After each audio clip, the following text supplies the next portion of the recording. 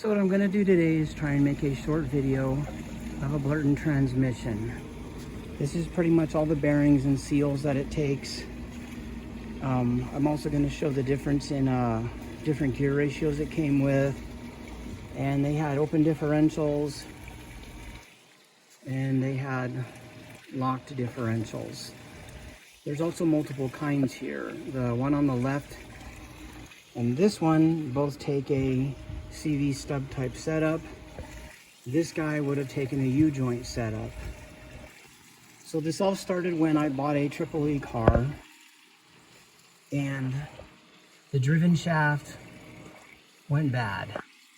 It tore up the case pretty good, and for the most part just unrepairable. What happened was the driven shaft, it's drilled and tapped, and there's a support that runs from this, because the clutch would go on this end, but a support goes from here to the frame, and where you see this clip ring here is where the actual shaft got pulled forward, and it wiped out the shaft, the transmission, and the driven clutch. It also managed to take this gear with it, as well as this gear. It took a while, but I ended up finding cases, and I went ahead and had them machined to fit the larger bearings because they were for an earlier setup. Also to go ahead and have this drilled and tapped for the seal setup.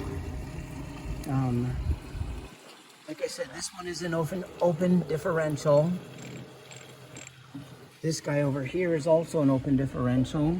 They both have spider gears. I don't know if you'll actually be able to see them in there. There they are.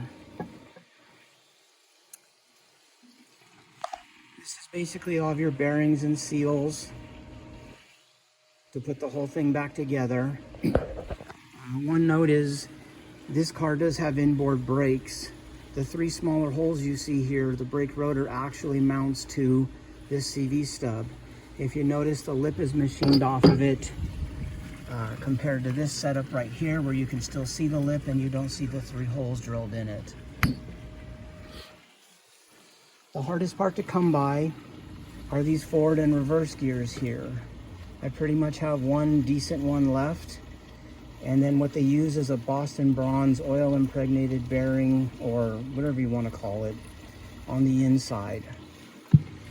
When it gets hot or goes bad or doesn't get enough oil, it tends to crap on itself, which it does pretty damn good. Anyways, I found the right ones, but a lot of times you have to cut these down and you have to machine the inside of this gear here to the exact size that these things are. These go bad, and as you can tell, you get it to focus. This one's in okay condition, nothing great, but like these guys here, let me find it. You can see where that guy's missing a tooth, and I believe this one, yeah, is jacked up where the tape sits. This is the shifter right here. You can see the selector lever right there, which goes here, and depending on which way you push it, you get forward or you get reverse.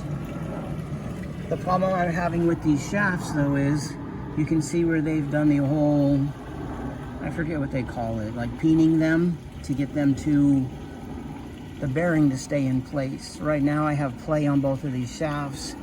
This one is probably the nicest of the three, but it has the same problem. These also came with a couple different gear ratios. Most of the desert cars that I've seen have an 85 tooth, large sprocket, and a 25 tooth on this particular shaft here. That would go ahead and give you a 7.28 to 1 ratio. If you had the 89 tooth and the 30 tooth, then that would give you a 9 to 1 ratio.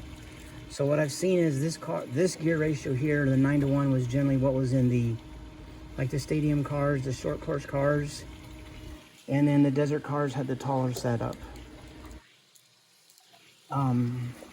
Here's the actual gears that I was just talking about.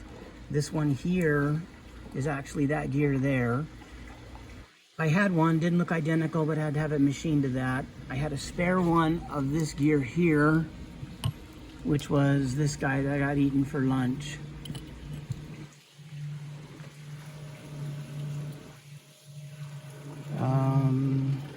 That's pretty much about it on this box. Hopefully I can get the shaft figured out what to do with it so that I can get the bearings to go on there without any wobble. This is the side with the driven, and even with the stay, I'm thinking it still goes ahead and twists the shaft in the transmission, and that may be what caused the play in this setup. Anyways, we finally have all the parts together. Hopefully we can put it back together and the silly thing will last.